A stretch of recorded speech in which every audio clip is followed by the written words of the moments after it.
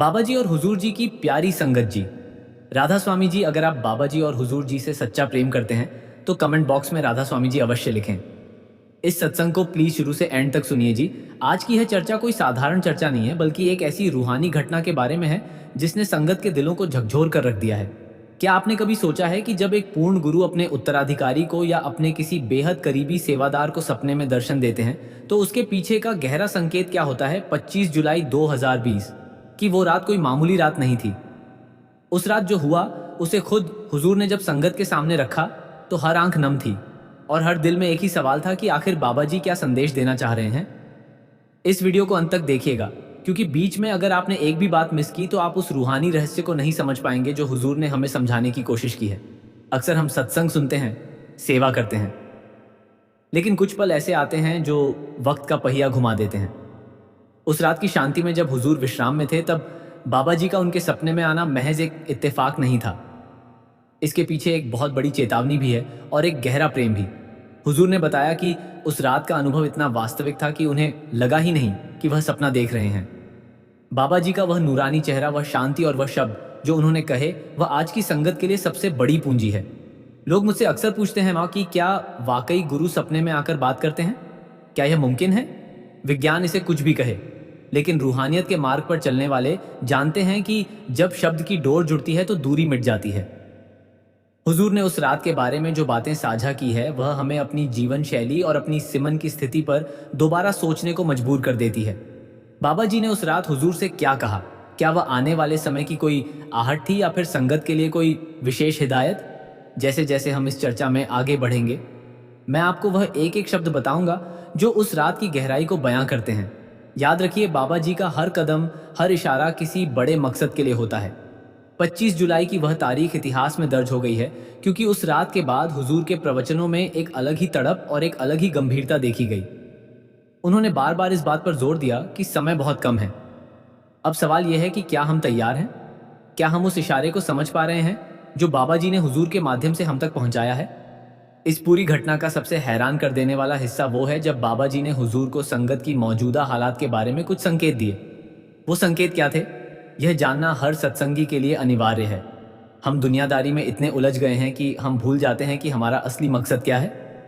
हुजूर ने बताया कि सपने में बाबा जी की आंखों में एक अजीब सा जलाल था, एक ऐसी चमक जो रूह को आर पार देख लेती है। उन्होंने जो शब्द कहे वह शब्द नहीं बल्कि हमारे कर्मों का आईना थे। अगर आप भी उस रात की हकीकत जानना चाहते हैं और समझना चाहते हैं कि बाबा जी ने 25 जुलाई को ऐसा क्या दिखाया जो आज तक कभी नहीं बताया गया, तो दिल थाम कर सुनिए। अक्सर लोग कहते हैं कि डेरा में जो बदलाव हो रहे हैं या जो नई व्यवस्थाएं बन रही हैं वह सिर्फ प्रशासनिक है, लेकिन हुजूर की उस रात की आपबीती बताती है कि हर बदलाव के पीछे बाबा जी की प्रत्यक्ष रूहानी रजा काम कर रही है। उस रात हुजूर ने महसूस किया कि बाबा जी उनके बहुत करीब खड़े हैं और उनके सर पर हाथ रखकर कुछ ऐसी बात कही जिसने हुजूर की रूह को भी भावुक कर दिया। वह पल, वह एहसास और वह रूहानी ऊर्जा जो उस वक्त वहां मौजूद थी, उसे शब्दों में पिरोना नामुमकिन है। फिर भी हुजूर ने हमारे लिए उसे सादगी से बयान किया ताकि हम गुमराह ना हों। जैसे जैसे हम इस बातचीत के आखिरी पड़ाव की ओर बढ़ेंगे आपको समझ आएगा कि क्यों 25 जुलाई 2020 की रात डेरा ब्यास के इतिहास में और हुजूर के जीवन में एक मोड़ की तरह आई। बाबा जी का बार बार दर्शन देना और खास तौर पर उस रात का वह संवाद यह साफ जाहिर करता है कि अब हमें अपनी भक्ति में, अपने सिमरन में और अपनी सेवा में और ज्यादा दृढ़ होना पड़ेगा। हुजूर ने जो बताया उसका निचोड़ सिर्फ इतना है कि गुरु कभी अपने शिष्य से दूर नहीं होता, बस शिष्य को अपनी आंखें खोलने की जरूरत है। उस रात का पूरा वृतांत सुनने के बाद आपकी रूहानियत के प्रति सोच बदल जाएगी। हुजूर ने जब संगत को यह सब बताया तो वहां मौजूद हजारों लोगों की सांसें थम गई थी। हर कोई बस उस नूरानी अनुभव को महसूस करना चाहता था। क्या आप तैयार हैं उस गहराई में उतरने के लिए? क्या आप जानना चाहते हैं कि बाबा जी ने हुजूर के कान में वो कौन सा राज बताया जो पूरी संगत का भविष्य बदल सकता है? यह सब और भी बहुत कुछ छिपा है उस रात की खामोशी में जिसे हुजूर ने बड़ी खूबसूरती से उजागर किया है। ध्यान से सुनिए, क्योंकि यह सिर्फ एक जानकारी नहीं, यह आपकी रूह की जागृति का एक जरिया है। 25 तारीख की वह रात हमें याद दिलाती है कि गुरु की नजर हर वक्त अपने बच्चों पर है, चाहे वह जाग रहे हो या सो रहे हो। हुजूर के उस अनुभव ने एक बार फिर साबित कर दिया कि राधा स्वामी मत में गुरु और शिष्य का रिश्ता शरीर का नहीं बल्कि रूह का है। बाबा जी का आना, हुजूर का उन्हें देखना और फिर उस संदेश को हम तक पहुंचाना, यह एक ऐसी कड़ी है जो हमें सीधे उस कुल मालिक से जोड़ती है। इस पूरी घटना के एक एक पहलू को समझना इसलिए ज़रूरी है ताकि हम आने वाले वक्त में अपने गुरु के वचनों पर और ज़्यादा मजबूती से पहरा दे सके। हुजूर ने अंत में जो कहा वह सबसे ज़्यादा महत्वपूर्ण है। उन्होंने कहा कि बाबा जी ने उनसे कुछ मांगा है। अब वह क्या चीज़ है जो बाबा जी ने हुजूर से मांगी और क्या हम उस मांग को पूरा करने में हुजूर का साथ दे सकते हैं? यही वह रहस्य है जिसे आज हमें सत्संग रूपी चर्चा में डिकोड करना है। एक एक पल कीमती है, एक एक शब्द अनमोल है।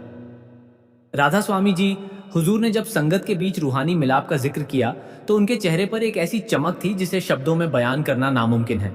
उन्होंने बताया कि बाबा जी का उस रात आना कोई सामान्य सपना नहीं था, बल्कि एक रूहानी आदेश था। जब हम नींद में होते हैं तो अक्सर हमारा मन भटकता है, लेकिन हुजूर ने स्पष्ट किया कि उस रात उनका मन पूरी तरह शांत और शब्द की धुन में लीन था। बाबा जी ने उनके पास आकर सिर्फ हाथ ही नहीं रखा, बल्कि उनकी आंखों में झांककर जैसे पूरी संगत का हाल देख लिया हो। हुजूर ने महसूस किया कि बाबा जी के उन रूहानी आंखों में एक गहरी चिंता भी थी और एक असीम प्रेम भी। चिंता इस बात की कि क्या संगत वाकई उस मार्ग पर चल रही है जो महापुरुषों ने दिखाया है, या फिर हम केवल बाहरी क्रियाओं और दिखावे में उलझ कर रह गए हैं। उस रात का वह मंजर हुजूर के लिए एक बहुत बड़ी जिम्मेदारी का एहसास लेकर आया था, जिसे उन्होंने बड़े ही भावुक मन से संगत के साथ साझा किया ताकि हर एक सेवादार और सत्संगी सचेत हो सके। सबसे गहरा राज तब खुला जब हुजूर ने बताया कि बाबा जी ने उनसे क्या मांगा। आमतौर पर दुनिया में लोग गुरु से मांगते हैं, लेकिन यहाँ दृश्य बिल्कुल उल्टा था। बाबा जी ने हुजूर से कहा कि मुझे मेरी संगत का वह समय चाहिए जो वह व्यर्थ की बातों और निंदा चुगली में गवा देते हैं। उन्होंने मांगा कि संगत के हर एक बच्चे का ध्यान अब केवल और केवल अपनी रूह की उन्नति पर होना चाहिए। हुजूर की आवाज में उस वक्त एक ऐसी तड़प थी जैसे वह हमें झकझोर कर जगाना चाहते हो। उन्होंने समझाया कि बाबा जी का इशारा साफ है, अब वक्त खिलत माशे का नहीं, बल्कि अपनी रूहानी कमाई को इकट्ठा करने का है। 25 जुलाई की उस रात ने यह स्पष्ट कर दिया कि गुरु की दया मेहर में कोई कमी नहीं है, कमी सिर्फ हमारे प्रयास में है। बाबा जी ने हुजूर के माध्यम से यह संदेश भिजवाया है कि जो जीव इस वक्त का सही इस्तेमाल करेगा, वही आने वाले कठिन समय में अपनी डोर गुरु के साथ मजबूती से बांधे रख पाएगा। हुजूर ने आगे बताया कि उस सपने के दौरान बाबा जी ने डेरा ब्याज और देश दुनिया की वर्तमान स्थिति पर भी कुछ मौन संकेत दिए। उन्होंने बताया कि कैसे रूहानी ताकतें हमेशा संगत की रक्षा के लिए तैयार रहती हैं, लेकिन शर्त सिर्फ एक है कि हमारा विश्वास अटूट हो। हुजूर ने उस रात अनुभव किया कि बाबा जी का स्वरूप इतना विशाल और प्रकाशमय था कि पूरी कायनात उसमें समाई हुई लग रही थी। उन्होंने कहा कि जब बाबा जी ने उनके कंधे पर हाथ रखा तो उन्हें ऐसा लगा जैसे पूरी दुनिया का बोझ हल्का हो गया हो, लेकिन साथ ही एक गहरा संदेश भी मिला कि अब हुजूर को संगत को उस मंजिल तक ले जाने के लिए और भी कठोर अनुशासन और प्रेम का मार्ग अपनाना होगा। यह बातें सुनकर पंडाल में सन्नाटा छा गया था, क्योंकि हर कोई समझ रहा था कि यह संकेत सीधे बाबा जी की ओर से आ रहे हैं और हुजूर सिर्फ एक माध्यम बनकर हमें हकीकत से रूबरू करा रहे हैं। मनुष्य का मन अक्सर चमत्कारों की तलाश में रहता है, लेकिन हुजूर ने उस रात की घटना को एक चेतावनी के रूप में पेश किया। उन्होंने कहा कि बाबा जी का सपने में आना कोई अहंकार की बात नहीं, बल्कि सेवा की एक नई कसौटी है। बाबा जी ने हुजूर को उन रूहों के बारे में बताया जो बहुत लंबे समय से इस मार्ग पर जुड़ी है, लेकिन अभी भी रूहानी तौर पर वहीं खड़ी है जहां से उन्होंने शुरू किया था। हुजूर की आंखों में नमी थी जब उन्होंने बताया कि बाबा जी चाहते हैं कि अब कोई भी पीछे ना छूटे। उस रात का संवाद यह साबित करता है कि बाबा जी हर पल हमारे साथ हैं, हमारी हर एक सोच और हर एक कर्म को देख रहे हैं। हुजूर ने कहा कि अगर हम वाकई बाबा जी से प्यार करते हैं तो हमें अपनी आदतों को बदलना होगा और रूहानी अनुशासन का पालन करना होगा, जिसकी चर्चा बाबा जी ने उस रात हुजूर के साथ की थी। उस रात की एक और विशेष बात जो हुजूर ने बताई वह थी मौन की शक्ति। बाबा जी ने हुजूर से कहा कि अब संगत को ज्यादा बोलने के बजाय ज्यादा सुनने की आदत डालनी चाहिए। बाहरी शोर को नहीं, बल्कि उस अंदरूनी शब्द की आवाज को जो हर वक्त हमारे भीतर गूंज रही है। 25 जुलाई की वह रात एक नया सवेरा लेकर आई थी।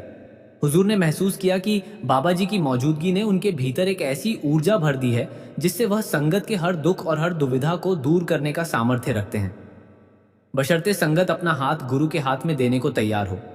उन्होंने बार बार इस बात पर जोर दिया कि बाबा जी का प्रेम सीमाओं से परे है और वह अपने हर एक बच्चे को घर वापस ले जाने के लिए बेताब है, लेकिन हमें भी अपनी ओर से कदम बढ़ाना होगा।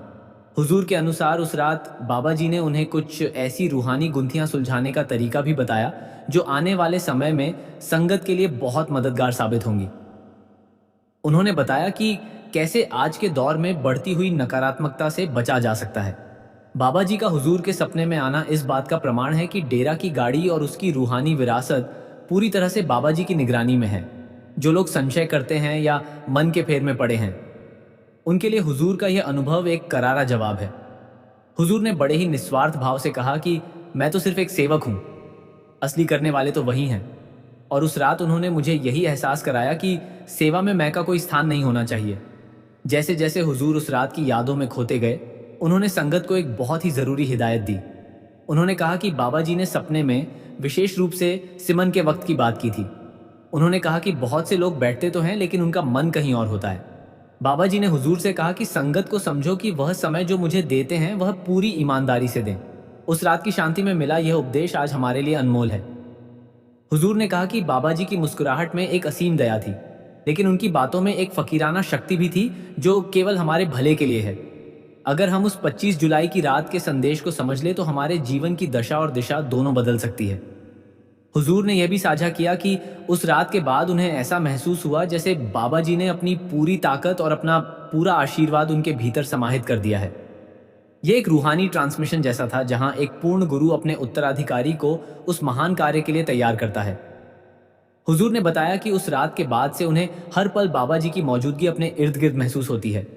उन्होंने संगत से कहा कि आप यह मत सोचिए कि बाबा जी कहीं चले गए हैं या वह दूर है। वे हमारे इतने करीब है कि हम कल्पना भी नहीं कर सकते।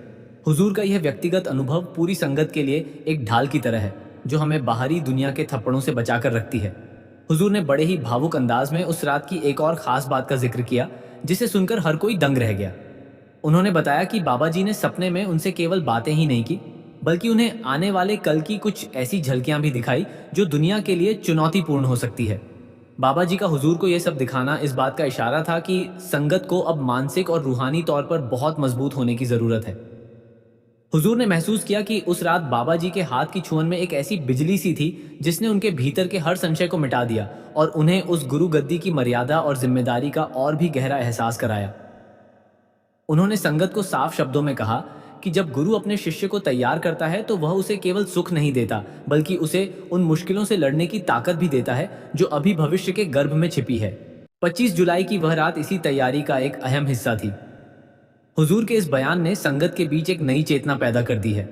उन्होंने बताया कि बाबा जी ने सपने में विशेष रूप से उन लोगों के बारे में बात की जो सेवा में तो लगे हैं, लेकिन उनके मन में अभी भी ऊंच नीच या अहंकार की भावना है।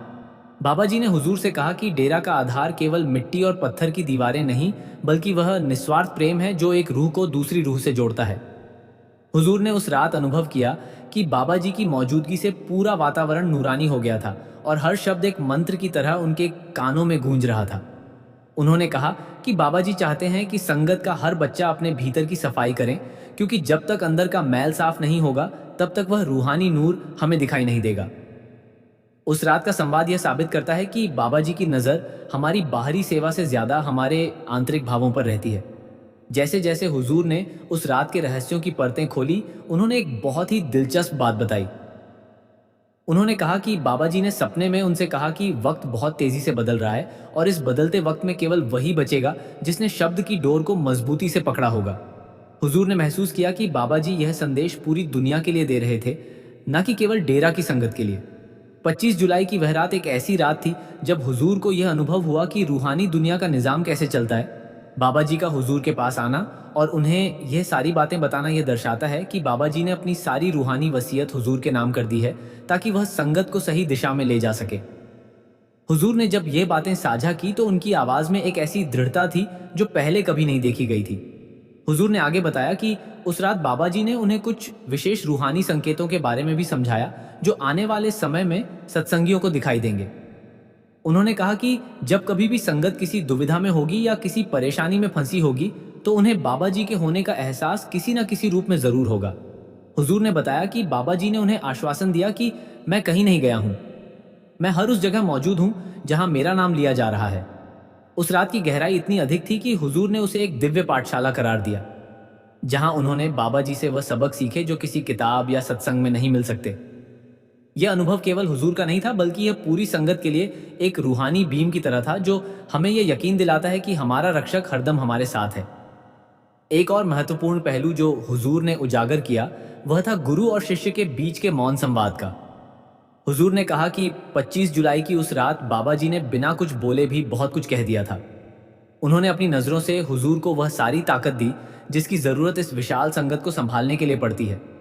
हुजूर ने महसूस किया कि बाबा जी का नूर उनके रोम रोम में बस गया है। उन्होंने संगत से बड़े ही सादगी भरे लहजे में कहा कि मुझे मत देखो, मेरे भीतर बैठे हुए मालिक को देखो, जिसने मुझे सेवा के काबिल बनाया है।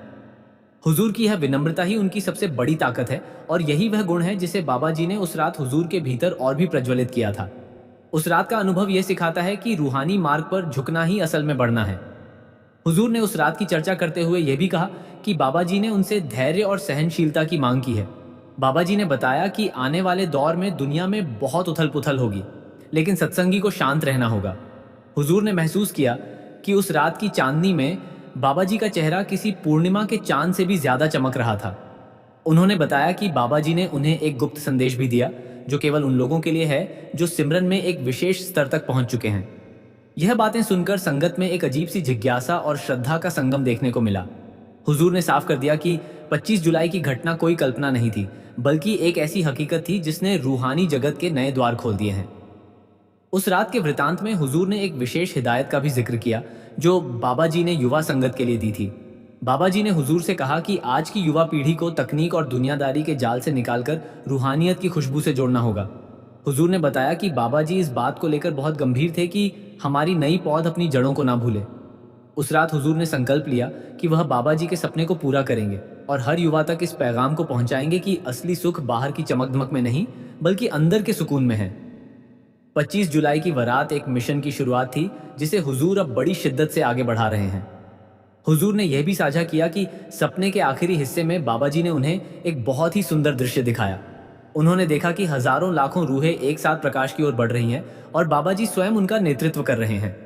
हुजूर ने बताया कि उस दृश्य को देखने के बाद उनके मन का हर डर और संशय हमेशा के लिए खत्म हो गया। बाबा जी ने हुजूर को हाथ बढ़ाकर उस प्रकाश में शामिल होने का इशारा किया, जिसका मतलब था कि अब हुजूर और बाबा जी की रूहानी शक्ति एक हो चुकी है। यह मिलन कोई साधारण मिलन नहीं था। यह दो शरीरों का नहीं, बल्कि दो रूहानी आयामों का एक होना था। हुजूर ने जब यह बताया तो पूरे डेरे में रूहानी लहर दौड़ गई और हर कोई उस आनंद में सराबोर हो गया। हुजूर ने बड़े ही धीमे स्वर में और आंखों में एक विशेष चमक लिए हुए बताया कि उस रूहानी मिलन के बाद बाबा जी ने उन्हें एक ऐसी जगह ले जाकर खड़ा कर दिया जहां से पूरी दुनिया एक छोटे से बिंदु की तरह दिखाई दे रही थी। उन्होंने बताया कि बाबा जी ने उनकी ओर देखा और बिना होठ हिलाए रू सेरू के संवाद के जरिए एक ऐसी बात कही जिसने हुजूर के पूरे वजूद को हिला दिया। बाबा जी ने कहा कि यह संगत, यह सेवा और यह मार्ग सब उस मालिक की मौज है और अब से तुम्हारी हर सांस में मेरी रजा शामिल होगी। हुजूर ने महसूस किया कि उस पल के बाद से उनके सोचने का ढंग, उनकी सेवा करने की शक्ति और संगत के प्रति उनका समर्पण कई गुना बढ़ गया है। उन्होंने संगत को विश्वास दिलाया कि 25 जुलाई की वह रात कोई साधारण सपना नहीं था, बल्कि एक रूहानी ट्रांसफर था जिसमें बाबा जी ने अपनी पूरी शक्ति हुजूर के भीतर समाहित कर दी, ताकि आने वाले समय की चुनौतियों में संगत का हाथ कभी ना छूटे। इसके बाद हुजूर ने उस रात के एक और गुप्त पहलू का जिक्र किया, जिसे सुनकर संगत में एक अजीब सी खामोशी छा गई। उन्होंने बताया कि बाबा जी ने उन्हें कुछ ऐसी रूहों के बारे में दिखाया जो पिछले कई जन्मों से भटक रही थी और इस जन्म में डेरा ब्यास की शरण में आई है। बाबा जी ने हुजूर का हाथ उन रूहों की ओर बढ़ाते हुए संकेत दिया कि अब इन सबकी जिम्मेदारी हुजूर के कंधों पर है। हुजूर ने बताया कि उस वक्त उन्हें अपनी देह का बिल्कुल होश नहीं था, बस एक नूर था और नूर में डूबी हुई हजारों रूहें थीं। बाबा जी का हुजूर को यह सब दिखाना इस बात का प्रमाण है कि रूहानी दुनिया में दूरियां खत्म हो चुकी हैं और बाबा जी ने खुद हुजूर को अपना रूप बनाकर संगत के सामने खड़ा किया है। हुजूर ने कहा कि मैं जब भी आंखें बंद करता हूँ, मुझे आज भी बाबा जी का वह मुस्कुराता हुआ चेहरा और वह रूहों का कारवा दिखाई देता है, जो हमें सचेत करता है कि न हमारा असली घर यह दुनिया नहीं, बल्कि वह सचखंड है। हुजूर ने आगे बढ़ते हुए बताया कि उस रात बाबा जी ने उन्हें सेवादारों के लिए एक विशेष हिदायत दी थी। उन्होंने कहा कि बाबा जी चाहते हैं कि सेवा केवल शरीर से ना हो, बल्कि उसमें रूह का जुड़ाव हो। बाबा जी ने हुजूर को दिखाया कि कैसे एक छोटी सी निस्वार्थ सेवा भी रूहानी सफर में मीलों का फासला तय कर देती है। हुजूर ने अनुभव किया कि बाबा जी की नज़र डेरे के हर कोने पर और हर उस प्रेमी पर है जो दूर बैठा हुआ भी उन्हें याद कर रहा है। 25 जुलाई की उस रात ने यह स्पष्ट कर दिया कि गुरु की शक्ति किसी एक स्थान तक सीमित नहीं है। हुजूर ने बताया कि बाबा जी ने उनसे वादा किया है कि जो भी जीव हुजूर के वचनों को बाबा जी के वचन मानकर उन पर चलेगा, उसे शब्द की धुन सुनने में ज्यादा देर नहीं लगेगी। यह सुनकर संगत के मन में हुजूर के प्रति आदर और भी बढ़ गया, क्योंकि उन्होंने खुद को हमेशा एक छोटे से सेवक के रूप में ही प्रस्तुत किया है। उस रूहानी अनुभव की गहराई को समझाते हुए हुजूर ने कहा कि बाबा जी ने उन्हें वक्त की कीमत समझाई। उन्होंने बताया कि उस रात बाबा जी के आसपास एक ऐसा प्रभा मंडल था जिसमें समय रुक सा गया था। बाबा जी ने हुजूर से कहा कि दुनियावी सुख सुविधाएं और परेशानियां तो आती जाती रहेंगी, लेकिन यह मानव जन्म जो मिला है वह केवल नाम की कमाई के लिए है।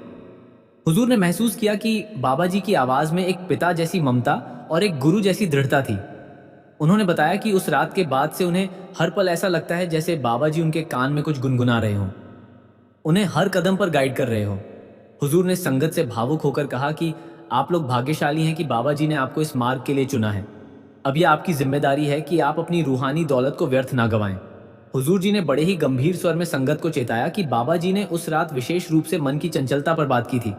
हुजूर जी ने बताया कि बाबा जी ने उन्हें दिखाया कि कैसे हमारा मन छोटी छोटी दुनियावी बातों में उलझकर उस असली रूहानी खजाने से दूर हो जाता है। बाबा जी का हुजूर जी को यह समझाना इस बात का संकेत है कि अब हमें अपने ख्यालों को दुनिया से समेटकर केवल उस कुल मालिक की याद में टिकाना होगा, क्योंकि गुरु की दया मेहर का पात्र वही बनता है जो अपने मन पर काबू पा लेता है। बाबा जी और हुजूर जी की प्यारी साध संगत जी, राधा स्वामी जी संगत जी, आज 15 मार्च के इस पावन दिन पर व्यास डेरे में हुजूर जी ने अपने जन्म दिवस के अवसर पर अत्यंत प्रेमपूर्ण और प्रेरणादायक सत्संग फरमाया। हम सभी संगत की ओर से हुजूर जी को उनके 47वें जन्म दिवस की हार्दिक और ढेरों शुभकामनाएं अर्पित करते हैं। हम यही अरदास करते हैं कि मालिक की मेहर और बाबा जी व हुजूर जी की कृपा सदा पूरी संगत पर बनी रहे। संगत जी, आप सभी से निवेदन है कि कमेंट में हैप्पी बर्थडे हुजूर जी लिखकर अपनी शुभकामनाएं अवश्य प्रकट करें। अब आइए सुनते हैं कि आज व्यास में सत्संग के दौरान हुजूर जी ने संगत को क्या अमूल्य संदेश प्रदान किया। आज सुबह ठीक 9:24 पर हुजूर जी बाबा जी के साथ स्टेज पर पधारे। मंच पर पहुंचकर बाबा जी और हुजूर जी ने प्रेम भरी दृष्टि से पूरी संगत को निहारा। इसके बाद ठीक 9:10 पर हुजूर जी ने सत्संग का आरंभ किया।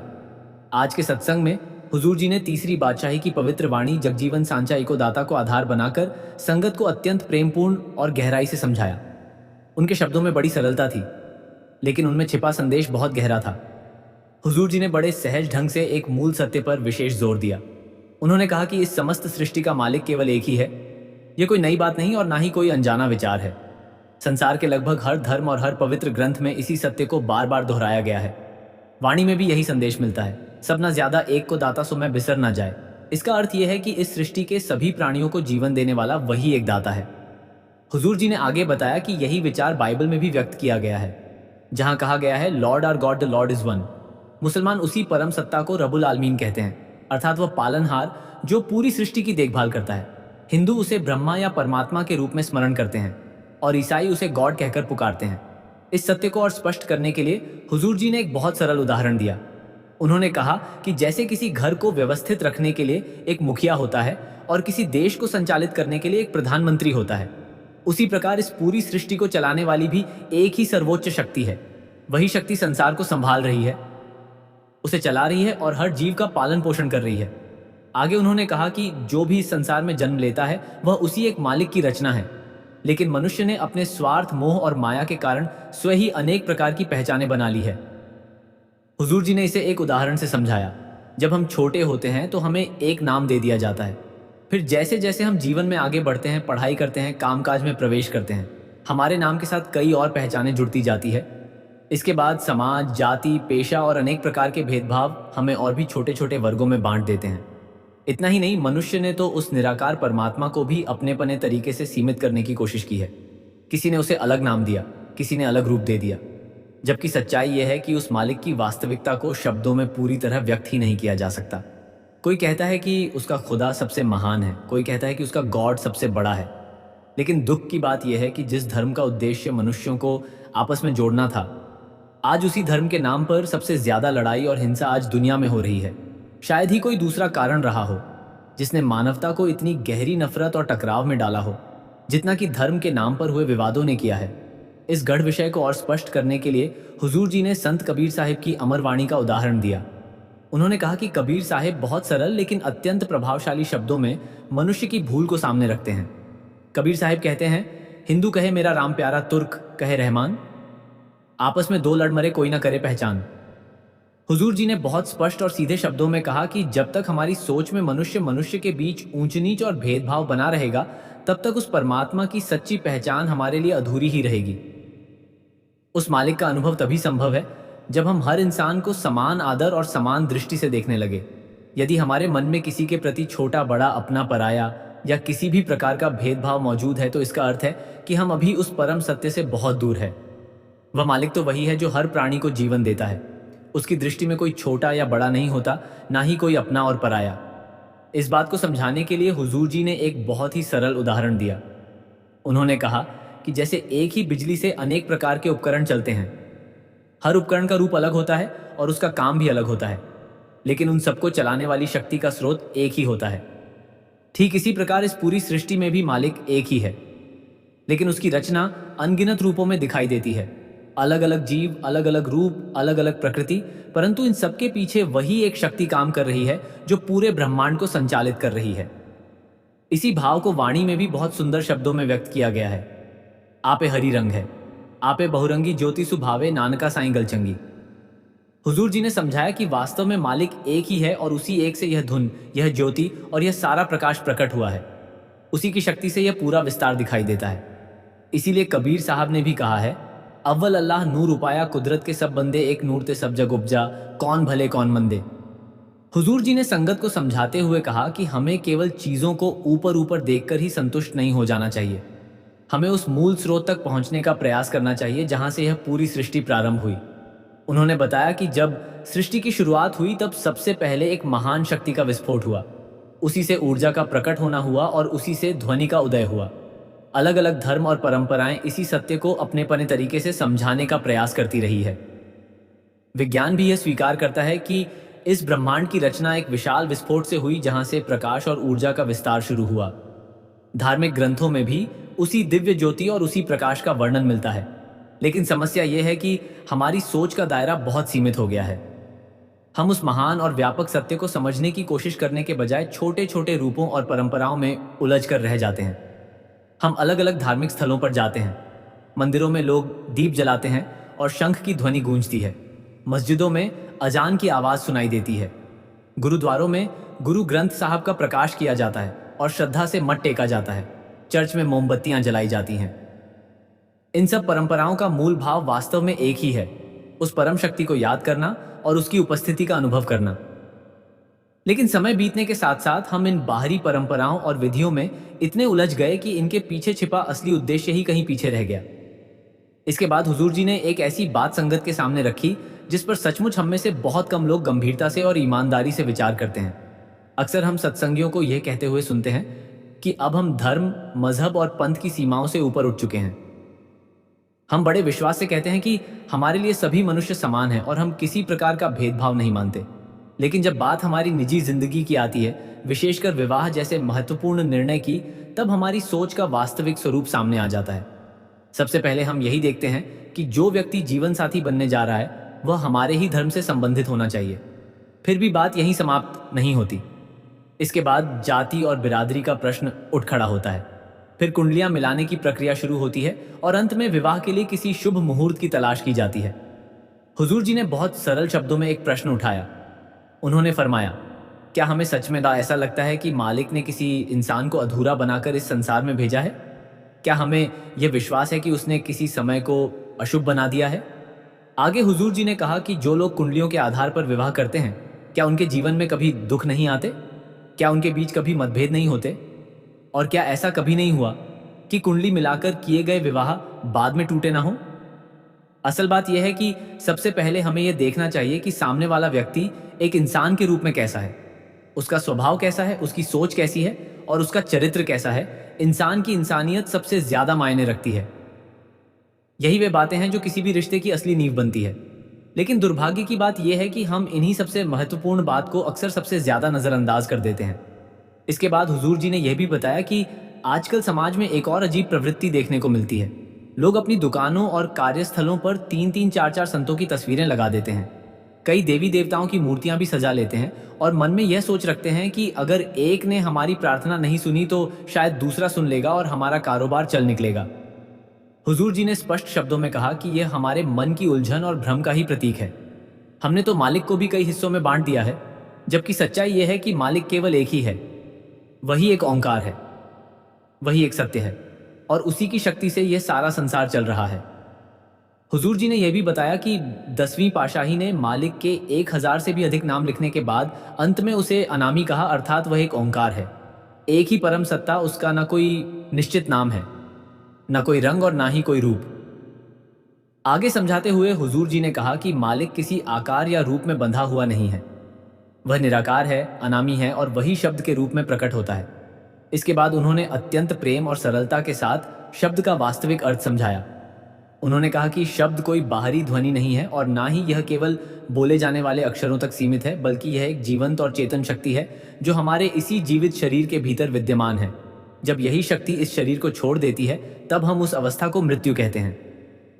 हुजूर जी ने आगे समझाते हुए कहा कि सबसे पहले हमें यह बात अच्छी तरह समझ लेनी चाहिए कि मानव शरीर कोई साधारण वस्तु नहीं है। यह शरीर अपने भीतर एक पवित्र अमृतसर के समान है, एक ऐसा दिव्य सरोवर जिसमें सत्य का अमृत भरा हुआ है। इसलिए इस शरीर को कभी भी छोटा या तुच्छ समझने की भूल नहीं करनी चाहिए। हुजूर जी ने फरमाया कि यही वह स्थान है जहां जीवित परमात्मा का निवास है, यही उसका वास्तविक मंदिर है। उन्होंने यह भी बताया कि बाइबल में भी इसी सत्य का संकेत मिलता है। वहां लिखा है, we are the living temple of God, अर्थात परमात्मा का सच्चा मंदिर पत्थरों से बनी कोई इमारत नहीं है, बल्कि यह जीवित मानव शरीर ही उसका वास्तविक निवास स्थान है। आगे हुजूर जी ने समझाया कि यही वह पवित्र सरोवर है जिसमें संत महापुरुष हमें नाम के जल से स्नान कराने का प्रयास करते हैं। वे चाहते हैं कि हम अपने भीतर मौजूद इस अमृत से जुड़े और अपनी आत्मा को शुद्ध और निर्मल बनाएं। इसी कारण संत बार बार हमें यह याद दिलाते हैं कि मनुष्य जन्म अत्यंत दुर्लभ और अनमोल है। यह जीवन हमें यूं ही नहीं मिला है। अनगिनत योनियों में भटकने के बाद ही यह अवसर प्राप्त होता है। कभी हम कीड़े कोड़ों के रूप में रहे, कभी पेड़ पौधों के शरीर में जन्म लिया, कभी पक्षियों के शरीर में जन्म लिया और कभी अन्य जीवों के रूप में इस संसार में आए। इन असंख्य जन्मों की लंबी यात्रा के बाद कहीं जाकर हमें यह दुर्लभ मानव शरीर प्राप्त हुआ है, और यही वह अवसर है जिसमें मनुष्य उस परम सत्य को पहचान सकता है और अपने असली घर की ओर लौट सकता है।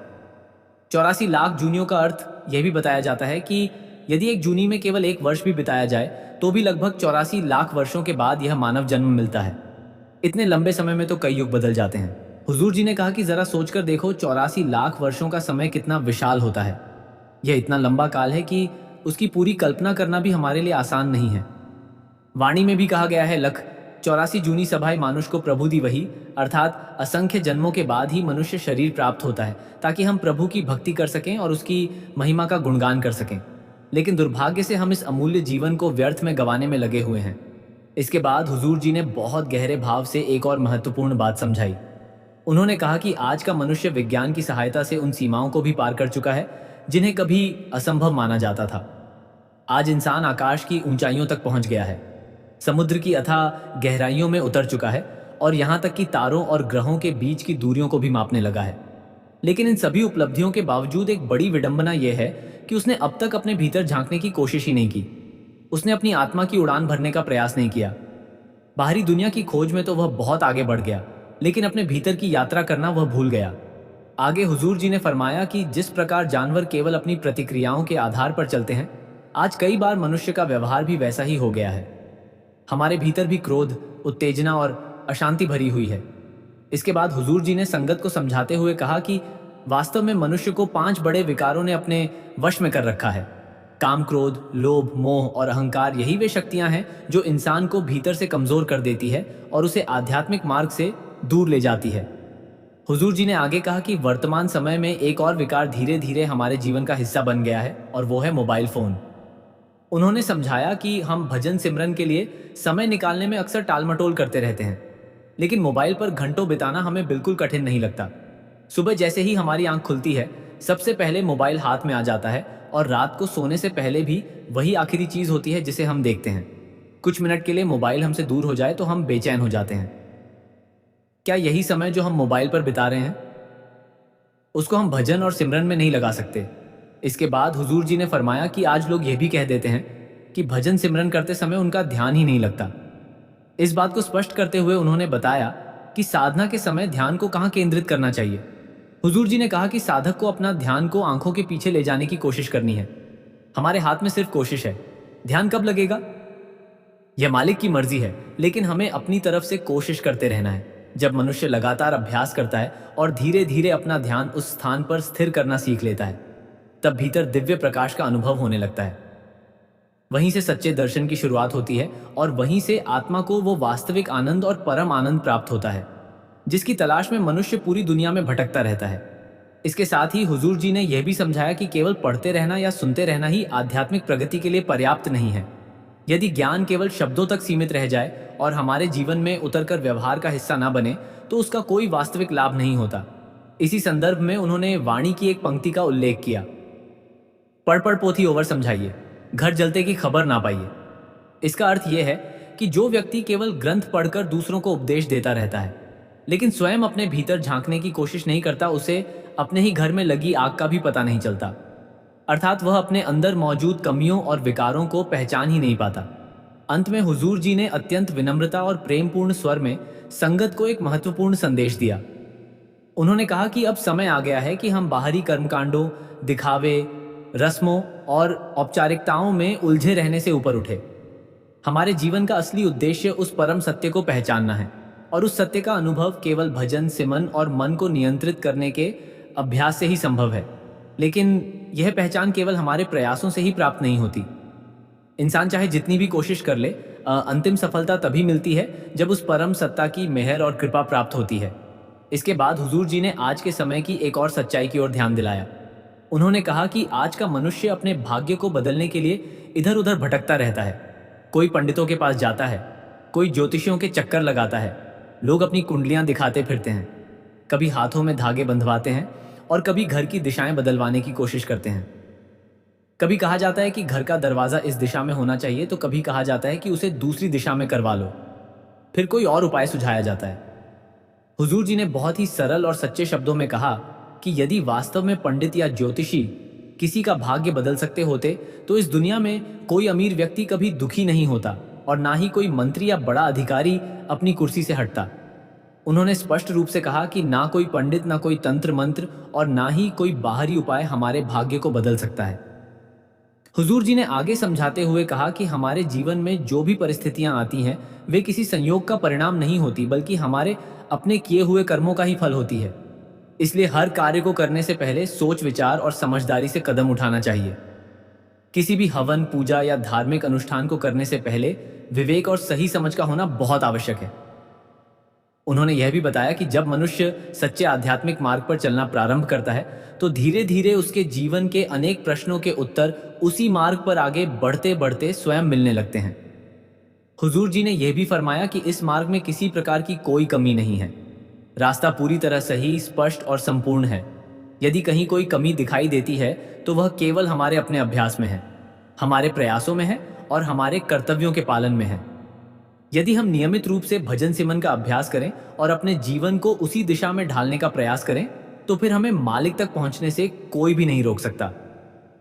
हुजूर जी ने आगे बहुत स्पष्ट शब्दों में समझाया कि हमारा वास्तविक स्वरूप यह नाशवान शरीर नहीं बल्कि भीतर विराजमान आत्मा है। शरीर तो समय के साथ मिट जाने वाला है लेकिन आत्मा सदा रहने वाली है।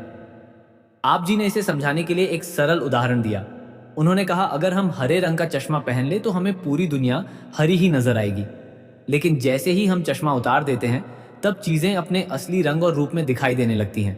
ठीक उसी तरह आत्मा ही हमारी असली पहचान है, मगर हम शरीर के चश्मे को पहने बैठे हैं, इसलिए सच्चाई हमें दिखाई नहीं देती। हुजूर जी ने कहा कि दुख की बात यह है कि हम इस शरीर को ही सब कुछ मान बैठे हैं, जबकि सच्चाई इससे कहीं गहरी है। इसे और अच्छी तरह समझाने के लिए आप जी ने एक राजा का उदाहरण दिया। जैसे कोई राजा अपने राजसी वस्त्र उतारकर फटे पुराने कपड़े पहन ले और भीख मांगने लगे और धीरे धीरे वह खुद को सचमुच गरीब ही समझने लगे।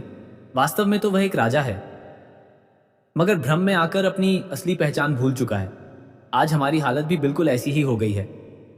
हमने इस नश्वर शरीर को ही अपना असली अस्तित्व मान लिया है और आत्मा को जैसे पूरी तरह नजरअंदाज कर दिया है। इसी संदर्भ में हुजूर जी ने संगत के सामने एक गहरा प्रश्न रखा, आखिर आत्मा का वास्तविक निवास कहाँ है? इसी बात को स्पष्ट करते हुए उन्होंने कबीर साहिब के वचन की याद दिलाई। कहे कबीर, यह राम के अंश हुजूर जी ने बहुत प्रेम से समझाया कि आत्मा कोई साधारण या छोटी सत्ता नहीं है बल्कि वह स्वयं परमात्मा का अंश है। यही वो गढ़ रहस्य है जो वाणी के भीतर छिपा हुआ है। फिर उन्होंने यह पंक्ति रखी, आत्मे राम राम में आत्म जिन्हस गुरु विचारा। हुजूर जी ने कहा कि इस गहरे सत्य को वही व्यक्ति समझ सकता है जिस पर गुरु की कृपा हो जाए। यह बात सामान्य बुद्धि से हर किसी के पल्ले नहीं पड़ती। उन्होंने आगे बताया कि आत्मा इस नाशवान संसार से संबंधित नहीं है, बल्कि उसका संबंध सीधा परमात्मा की सत्ता से है और अंत में हमें उसी मूल स्रोत की ओर लौटकर जाना है। इसके बाद हुजूर जी ने पलटू साहिब की वाणी का उदाहरण दिया। साहिब, क्या करें साहिब तेरे पास? अर्थ यह है कि जिसे हम बाहर दुनिया में इधर उधर ढूंढते फिरते हैं, वही मालिक तो हमारे भीतर ही विराजमान है। आवश्यकता केवल इतनी है कि हम अपनी दृष्टि को बाहरी दुनिया से हटाकर भीतर की ओर मोड़े। आगे हजूर जी ने संगत को एक और अत्यंत गहरी और विचारणीय बात समझाई। उन्होंने बताया कि बाइबल में भी साफ शब्दों में लिखा है, you are the living temple of the God, अर्थात हर मनुष्य का शरीर स्वयं परमात्मा का जीवित मंदिर है। लेकिन हजूर जी ने सवाल उठाया, क्या हम इस सच्चाई को सच में समझते भी हैं या बस सुनकर आगे बढ़ जाते हैं? यही सोचने और आत्मचिंतन करने की बात है। आप जी ने फरमाया कि हर एक देह के भीतर मालिक स्वयं विराजमान है। बाबा जी भी सत्संगों में बार बार यह बात समझाते रहे हैं कि परमात्मा कोई दूर नहीं है, उसे महसूस किया जा सकता है, उसे पहचाना जा सकता है। लेकिन मन में प्रश्न उठता है कि आखिर उस परमात्मा को महसूस कैसे किया जाए। इसी संदर्भ में हजूर जी ने वाणी का उदाहरण देते हुए कहा, सो जन निर्मल जिना पछाता, अर्थात जिसने मालिक को पहचान लिया, जिसने अपने भीतर झांककर उसे जान लिया, वही व्यक्ति जीवन के असली उद्देश्य को समझ सका। आप जी ने बताया कि हमारी भूल यह रही है कि हमने परमात्मा के अस्तित्व को केवल एक इंसानी रूप तक सीमित कर दिया, जबकि वाणी में साफ कहा गया है, चौथे लोक बसत एक स्वामी स्वामी, यानी वह परमात्मा सचखंड में निवास करता है जो इस भौतिक संसार से कहीं ऊपर है। हुजूर जी ने आगे बताया कि महाराज जी अक्सर यह कहा करते थे, यह देश हमारा वास्तविक देश नहीं है, यह कौम हमारी असली कौम नहीं है, और यह धर्म भी हमारा अंतिम धर्म नहीं है। हमारा सच्चा देश तो सचखंड है, हमारी असली पहचान सच्चा नाम है, और हमारा धर्म केवल एक ही है, मालिक से प्रेम करना, उससे इश्क करना, उसी में पूरी तरह लीन हो जाना। आगे हुजूर जी ने बहुत ही सरल और गहरा उदाहरण देकर समझाया कि अभी हमारी अवस्था उस बच्चे जैसी है जो नर्सरी की कक्षा में पढ़ रहा हो और 12वीं के पाठ को समझने का प्रयास कर रहा हो। हर चीज का एक समय और एक प्रक्रिया होती है। जैसे सोना आग में तपकर ही अपनी पूरी चमक और कीमत प्राप्त करता है, वैसे ही आत्मा को भी अनुभवों और साधना की अग्नि से गुजरना पड़ता है। उसी प्रक्रिया से आत्मा परिपक्व होती है और अपने असली स्वरूप को पहचान पाती है। हुजूर जी ने एक बहुत ही सहज और भावपूर्ण उदाहरण के माध्यम से समझाया कि जिस तरह एक छोटा सा बीज अपने भीतर यह संभावना समेटे होता है कि वह आगे चलकर एक विशाल वृक्ष बनेगा, उसी तरह हमारी आत्मा भी परमात्मा का अंश है और उसका वास्तविक लक्ष्य मालिक तक पहुंचना ही है। आप जी ने समझाया कि हमें यह मानव जीवन यूं ही नहीं मिला है। मालिक ने यह जन्म इसलिए दिया है ताकि हम अपने असली स्वरूप को पहचान सके और अपने वास्तविक उद्देश्य को पूरा कर सकें। हुजूर जी ने इसे एक और सरल उदाहरण से स्पष्ट किया। जैसे कोई बच्चा स्कूल में दाखिला ले और फिर पढ़ाई छोड़कर इधर उधर भटकने लगे तो भला उसे कौन समझदार कहेगा। ठीक वैसे ही अगर हम अपने जीवन के मूल उद्देश्य को भूलकर मालिक की ओर बढ़ने के बजाय संसार की उलझनों में खो जाए तो हमें भी ज्ञानी कैसे कहा जा सकता है। हम अपनी सुविधा और आराम की सीमाओं में ही सिमट कर रह जाते हैं, और यही कारण है कि मालिक की प्राप्ति हमसे दूर रह जाती है। जब तक हम अपने सुख सुविधा के दायरे से बाहर निकलने का साहस नहीं करेंगे, तब तक उस परम सत्य तक पहुंचना संभव नहीं है। हुजूर जी ने आगे बताया कि जब आत्मा पहली बार इस सृष्टि में आई थी, तब परमात्मा से अलग होने का कोई दुख नहीं था। लेकिन समय के साथ हम संसार के दिखावे, बाहरी आकर्षणों और व्यर्थ के कार्यों में उलझते चले गए। मनुष्य का जीवन हमें विवेक और समझ की शक्ति के साथ मिला है। मालिक ने हमें यह जीवन यूं ही नहीं दे दिया।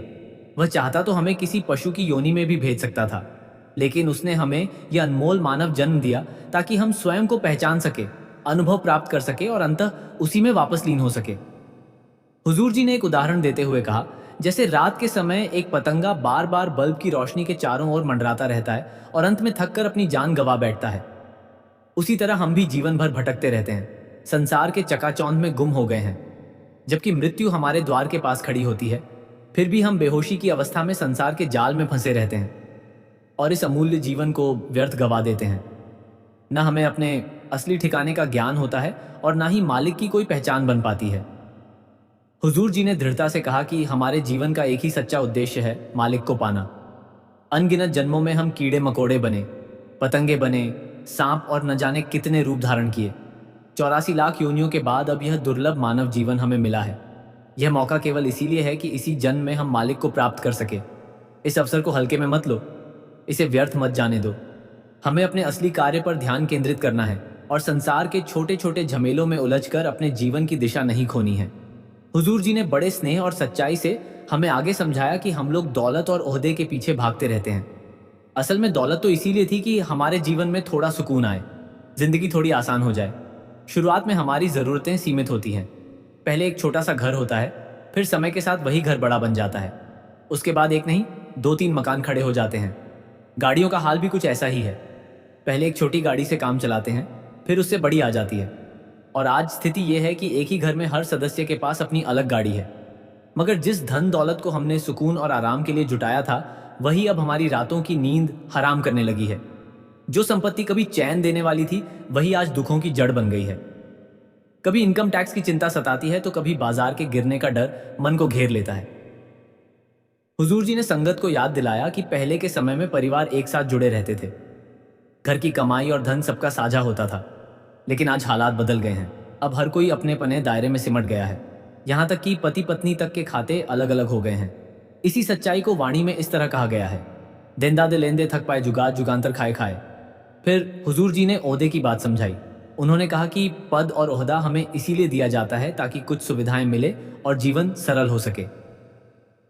लेकिन जैसे ही वह ओहदा चला जाता है, हमारी आदतें वही की वही रह जाती है। उसका जाना हमें भीतर से तोड़ देता है। जो ओहदा कभी सुकून देने वाला था, वही हमारे दुख और पीड़ा का कारण बन जाता है। बच्चों की चर्चा करते हुए हुजूर जी ने बड़ी मार्मिक बात कही।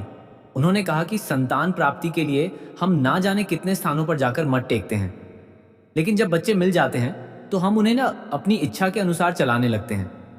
अब ये करो, अब वह करो, अभी खाना खाओ। जबकि हमारा असली उद्देश्य तो उनके संस्कार और चरित्र का निर्माण होना चाहिए था। मगर हम उन्हें नियंत्रित करने की कोशिश में ही उलझे रह जाते हैं। ना तो हम बच्चों को अपने वश में रख पाते हैं और ना ही उन्हें समझ पाते हैं। और फिर एक दिन ऐसा आता है कि वही बच्चे हमसे दूर हो जाते हैं। अब वे हफ्तों में कभी एक बार फोन करते हैं। ऐसे में सोचने की बात यह है कि क्या वे बच्चे हमारे जीवन में सुख लेकर आए या हमारे दुख का कारण बन गए। हुजूर जी ने कहा कि हमने जरूरत और चाहत के फर्क को ही नहीं समझा। वाणी में कहा गया है, सब पर्वत जड़िया मौत तलवाम हैंड। हमारी इच्छाएं पर्वतों से भी भारी हो गई हैं और मौत हमारे दरवाजे पर दस्तक दे रही है। फिर हुजूर जी ने समझाया कि आज हम सुबह उठते हैं और क्रोध से भरे होते हैं। काम, क्रोध, लोभ, मोह और अहंकार ने हमारा जीना दुर्भर कर दिया है। इसीलिए वाणी में कहा गया है, हमें दीर्घ रोग है, दारू भी समाए। यदि मालिक की कृपा हो और हम गुरु का शब्द उआरे, तभी यह रोग मिट सकता है। हुजूर जी ने आगे कहा, सब कुछ अपना एक राम पर आया। स्वामी जी कहते हैं, गुरु का नाम संभाले चलत यही है धाम। नाम 2 प्रकार के होते हैं, एक वर्णात्मक नाम और दूसरा ध्वनात्मक नाम। हम जल को, सूर्य को, हवा को देवता मान बैठे। सृष्टि के जन्म और मृत्यु के चक्कर को हमने ब्रह्मा, विष्णु, महेश का रूप दे दिया। पर असली नाम वह है जो ध्वनि रूप में है, वह शक्ति जो सृष्टि को चला रही है। हुजूर जी ने बहुत स्पष्टता से समझाया कि यही नाम सृष्टि के आरंभ का मूल कारण है और नाम ही पूरी सृष्टि को निरंतर गति दे रहा है। आप जी ने कहा कि यदि यह नाम हमारे शरीर से अलग हो जाए तो शरीर का अस्तित्व उसी क्षण समाप्त हो जाता है। वाणी में भी यही सत्य प्रकट किया गया है, सब में ज्योत ज्योत है, सो ही तीसरे चानन सब में चानन हुई। अर्थात वही एक दिव्य ज्योति हर जीव के भीतर विद्यमान है, वही प्रकाश सब में समान रूप से फैल रहा है। हुजूर जी ने बताया कि आधुनिक विज्ञान भी किसी न किसी रूप में इसी सत्य की ओर इशारा करता है। विज्ञान भी कहता है कि सृष्टि की उत्पत्ति एक महाविस्फोट से हुई और उसी क्षण प्रकाश और ध्वनि का जन्म हुआ। वही ध्वनि, वही नाद आज भी हमें भीतर से पुकार रहा है, बस हम उसे सुन नहीं पा रहे। आप जी ने एक गहरा उदाहरण देते हुए कहा कि हमारा सिर एक उल्टे कुएं की तरह है, जिसके भीतर यह दिव्य ज्योत और प्रकाश निरंतर प्रज्वलित है। लेकिन हुजूर जी ने दुख के साथ कहा कि हम लोग इन बातों की गहराई को आज तक सही अर्थों में समझ ही नहीं पाए। हम मंदिर जाते हैं, मस्जिद जाते हैं, गुरुद्वारे और चर्च भी जाते हैं, लेकिन वहां जाकर ज्यादातर हम केवल इमारतों और बाहरी प्रतीकों तक ही सीमित रह जाते हैं। मस्जिद में अजान की आवाज़ गूंजती है, दीप जलते हैं, गुरुद्वारे में गुरु ग्रंथ साहिब का प्रकाश होता है, वाणी का पाठ होता है, चर्च में मोमबत्तियां जलती है, सब कुछ होता है। लेकिन असली सच्चाई तो इन सबके भीतर नहीं, बल्कि हमारे अपने भीतर छिपी हुई है। अफसोस इस बात का है कि हमने कभी अपने अंदर झांकने का प्रयास ही नहीं किया। हमने बाहरी पूजा पाठ को ही सच्ची इबादत मान लिया है, जबकि पूजा का वास्तविक अर्थ तो मन को एकाग्र करना, भीतर की ओर लौटना है। लेकिन आज हालात ऐसे हो गए हैं कि पूजा भी एक तरह का लेन देन बन चुकी है। अब तो लोग ऑनलाइन पूजा करवा लेते हैं, पैसे भेजे और समझ लिया कि पूजा पूरी हो गई। हुजूर जी ने आगे समझाया कि हम अलग अलग तीर्थ स्थलों की यात्रा करते हैं, वहां जाकर स्नान करते हैं। लेकिन सच्चा तीर्थ कोई भौगोलिक स्थान नहीं होता। असली तीर्थ वो है जहां आत्मा को सच्चा ज्ञान प्राप्त हो। तीर्थ कोई जगह नहीं, तीर्थ एक अवस्था है, एक अनुभव है जो भीतर जागता है। हुजूर जी ने समझाया कि पहले समय में स्नान का असली उद्देश्य केवल शरीर को साफ करना होता था, जिससे कि बाहरी सफाई हो सके, ताकि इंसान एकाग्र होकर मालिक की भक्ति में बैठ सके और भजन सहजता से हो पाए। लेकिन आज इंसान ने नहाने को ही मुक्ति का मार्ग समझ लिया। इंसान अलग अलग धार्मिक स्थानों पर जाकर नहा रहा है। अगर मुक्ति इतनी आसान होती तो यह दुनिया कब की खाली हो गई होती। बाहरी स्नान से केवल देह की स्वच्छता होती है। मन की मलिनता को दूर करने के लिए शब्द का सहारा लेना अनिवार्य है। इसके अलावा कोई दूसरा उपाय नहीं है। इसके पश्चात हुजूर जी ने संगत के सामने एक अत्यंत महत्वपूर्ण प्रश्न रखा। आखिर गुरु होता कौन है? आप जी ने बहुत स्पष्ट शब्दों में समझाया कि सच्चा गुरु वही है जो हमें नाम से जोड़ दे, जो अपनी पूजा या बढ़ाई करवाने के स्थान पर हमें नाम की कमाई की ओर प्रेरित करे, जो हमें यह सिखाए कि मालिक के हुक्म में कैसे रहना है और उसका हुक्म क्या है। वाणी भी इसी सत्य की पुष्टि करती है।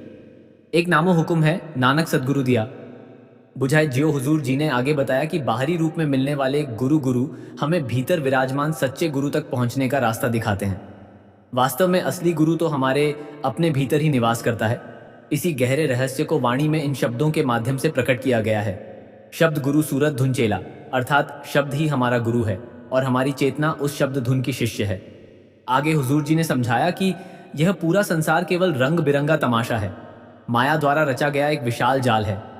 यहाँ राजा भी अस्थाई है, प्रजा भी क्षण भंगुर है और यह सारी सृष्टि भी स्थिर नहीं है। धन, पद, प्रतिष्ठा और वैभव, ये सब कुछ पल भर के मेहमान हैं। लेकिन हम इन्हीं नाशवान वस्तुओं में उलझकर अपने सच्चे मालिक से दूर होते चले गए हैं। इसी सच्चाई को ध्यान में रखते हुए कहा गया है कि तप, राज, सुख और नरक ये सभी कर्मों के बंधन ही है। हमारे कर्मों का भार दिन प्रतिदिन बढ़ता जा रहा है, क्योंकि हम माया की जंजीरों में जकड़े हुए हैं। परिणाम स्वरूप धीरे धीरे हमारा मन भी मैला और अंधकारमय होता चला गया है।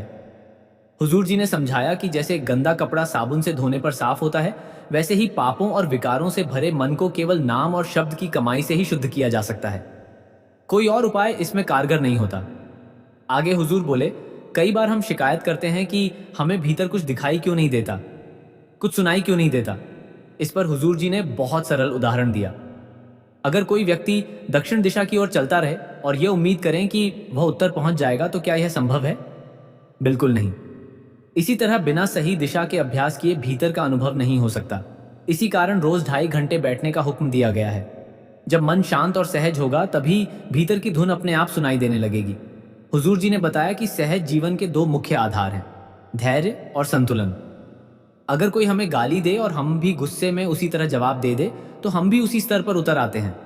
बड़े महापुरुषों ने कहा है कि अगर सामने वाला मूर्खता कर रहा है, तो क्या हमें भी वही करके मूर्ख बन जाना चाहिए? अगर उस समय हम 2 मिनट चुप रह जाए, अपने भीतर संतुलन बनाए रखें और सहजता को थाम लें, तो वातावरण अपने आप शांत हो जाता है। यही सच्ची साधना है और यही भीतर की यात्रा का पहला कदम है। हुजूर जी ने फिर जीवन के संतुलन की बात की।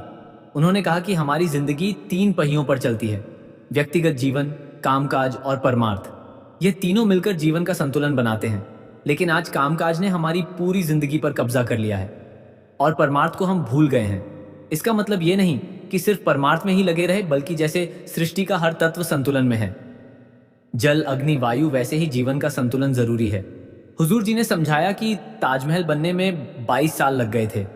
भारत की आज़ादी भी बरसों की मेहनत और संघर्ष के बाद मिली। ऐसे ही अगर हमें अपने मन को माया के पिंजरे से आज़ाद कराना है, तो मेहनत करनी ही होगी। जीवन में उतार चढ़ाव आएंगे, लेकिन अगर मालिक पर भरोसा रखा तो वह खुद हमें मुश्किलों से पार कराएंगे। हम अक्सर सत्संग में आते हैं और उम्मीद करते हैं कि कोई चमत्कार हो जाए, पर असली चमत्कार तब होगा जब हम अपने मन को मालिक की भक्ति में टिकाएंगे और सच्चे अर्थ में उसके प्रेम को अपने भीतर जगाएंगे। यही है असली मार्ग, यही है असली सफलता। हुजूर जी ने कहा, संत महात्मा कोई चमत्कार नहीं करते, वे तो केवल सहज अवस्था की ओर ले जाते हैं। और यह सहज तब आएगा जब आत्मा सचखंड तक पहुंचेगी, तभी भीतर का सच्चा चैन महसूस होगा। फिर हुजूर जी शरण की महिमा समझाते हैं। शरण क्या है? क्या यह है कि हम किसी तीर्थ स्थान पर जाएं, किसी मंदिर, मस्जिद या धर्मशाला में जाकर पूजा पाठ करें और सोचें कि अब हम शरण में आ गए? नहीं, बिल्कुल नहीं। हुजूर जी बताते हैं कि शरण कोई जगह या क्रिया नहीं है, ये तो एक मानसिकता है।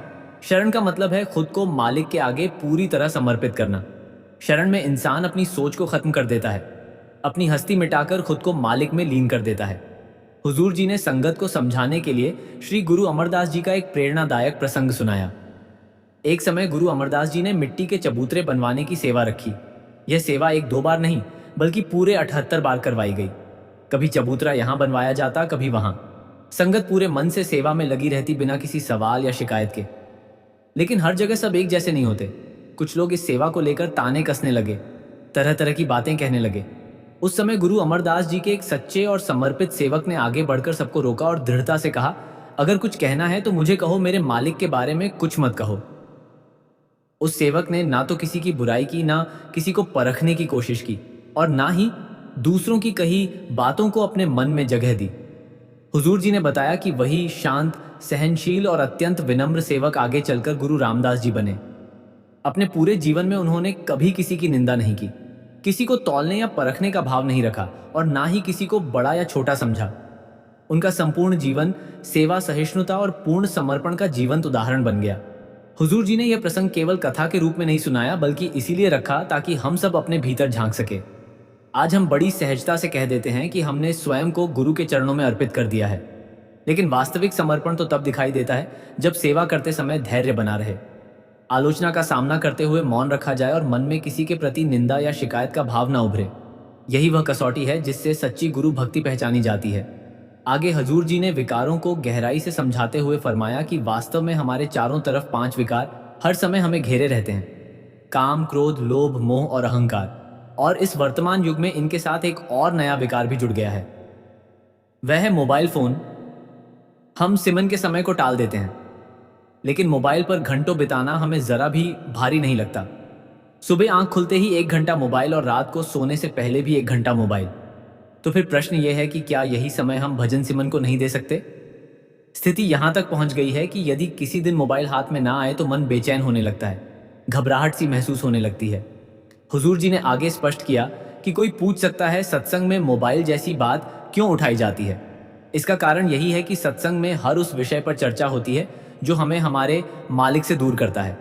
सत्संग हमारे सामने आईना रखता है ताकि हम अपने आप को पहचान सके और आत्मा को उसके वास्तविक घर की ओर ले जाने का प्रयास कर सके। लेकिन सच्चाई यह है कि हम इस संसार को ही सब कुछ मान बैठे हैं। हमें लगने लगा है कि यही हमारा स्थायी ठिकाना है। महाराज जी हमेशा समझाते थे कि न यह देश हमारा असली है, न यह कौम, और न ही यह धर्म। हमारा वास्तविक देश तो सचखंड है। हमारी सच्ची पहचान सतनाम है और हमारा असली धर्म मालिक से प्रेम करना है, उससे इश्क करना है, पूरे मन से इश्क करना है। हुजूर जी ने बहुत सरल शब्दों में कहा कि हर जीव के भीतर वही मालिक वास करता है। बाबा जी भी बार बार सत्संगों में यही बात दोहराते हैं कि परमात्मा कोई दूर बैठी हुई सत्ता नहीं है। उसे महसूस किया जा सकता है, उसकी पहचान की जा सकती है, लेकिन प्रश्न यह उठता है कि यह अनुभव कैसे हो, परमात्मा को जाना कैसे जाए। इसी संदर्भ में हुजूर जी ने वाणी का उदाहरण दिया। सो जन निर्मल जिना पछाता, अर्थात जिसने अपने भीतर बसे मालिक को पहचान लिया, वही वास्तव में जीवन के उद्देश्य को समझ पाया। उन्होंने यह भी कहा कि हमने परमात्मा को केवल एक इंसानी रूप तक सीमित कर दिया है, जबकि वह किसी देह या आकार की सीमा में बंधा हुआ नहीं है। वह उससे कहीं व्यापक है, हर कण में, हर प्राण में व्याप्त है। आगे हुजूर जी ने फरमाया कि स्वामी जी महाराज बड़े प्रेम और गहराई से समझाते हैं कि मनुष्य का जन्म कोई साधारण बात नहीं है। यह अनमोल देह 84 लाख योनियों की लंबी यात्रा के बाद प्राप्त होती है। हर योनि में चाहे आत्मा ने केवल 1 वर्ष ही क्यों ना बिताया हो, फिर भी यह मानव जन्म करोड़ों वर्षों के बाद नसीब होता है। इसलिए यह अवसर अत्यंत दुर्लभ और बहुमूल्य है। इसके बावजूद हम अक्सर यह कहकर टाल देते हैं कि भक्ति तो बाद में करेंगे, जबकि सच्चाई यह है कि यही जीवन, यही क्षण भक्ति का वास्तविक अवसर है, और इसे व्यर्थ जाने देना अपने ही हाथों से अनमोल खजाने को गंवाना है। हुजूर जी ने बड़ी सादगी से कहा कि हम अक्सर मालिक से दया की प्रार्थना करते रहते हैं, लेकिन अगर सच में देखें तो मालिक ने हम पर पहले ही अपार कृपा कर दी है। उसने हमें यह मनुष्य जन्म दिया जो अपने आप में सबसे बड़ी दया है। इसी जन्म के साथ उसने हमें विवेक की शक्ति दी ताकि हम सही और गलत का भेद समझ सके। इतना ही नहीं, अपनी पूर्ण कृपा से उसने हमें सद्गुरु की संगत दी और अनमोल नामदान का वरदान भी प्रदान किया। अब जरा ठहर कर सोचिए, इसके बाद और किस दया की हमें जरूरत रह जाती है। अब प्रश्न ये नहीं है कि दया मिले या ना मिले, बल्कि असली बात यह है कि जो दया हमें मिल चुकी है उसका सही उपयोग कैसे किया जाए। हुजूर जी ने इस गढ़ बात को एक बेहद सहज उदाहरण से स्पष्ट किया। जैसे हम भोजन पहले तैयार करते हैं, फिर उसे खाते हैं और अंत में उसे पचा लेते हैं, ठीक उसी तरह अब हमें उस दया और कृपा को अपने जीवन का हिस्सा बनाना है। अब समय आ गया है कि हम नामदान की विधि में पूरे मन से जुड़े, जैसा सदगुरु हमें सिखाते हैं। लेकिन हमारी पुरानी आदतें अभी भी हमारा पीछा नहीं छोड़ती। हम बार बार किसी ना किसी चीज की मांग करते ही रहते हैं।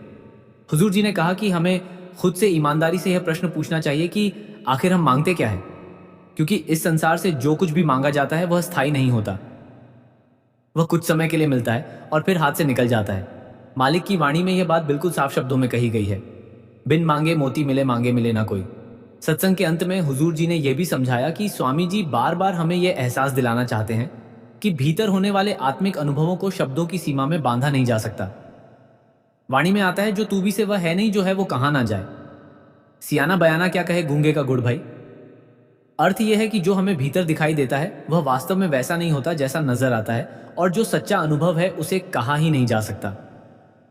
जैसे कोई गूंगा व्यक्ति गुड़ का स्वाद शब्दों में नहीं समझा सकता, वैसे ही आत्मा के यह गहरे अनुभव भाषा से परे होते हैं। हुजूर जी भी यही फरमाते हैं कि ऐसे अनुभव केवल महसूस किए जाते हैं, उन्हें लफ्जों में ढाला नहीं जा सकता। संगत जी, आज हुजूर जी ने संगत को यह सभी गहरी और अमूल्य बातें समझाई। इस संदेश को अधिक से अधिक लोगों तक पहुंचाने के लिए वीडियो को जरूर शेयर करें और जाते जाते कमेंट में राधा स्वामी जी लिखना ना भूलें। राधा स्वामी जी।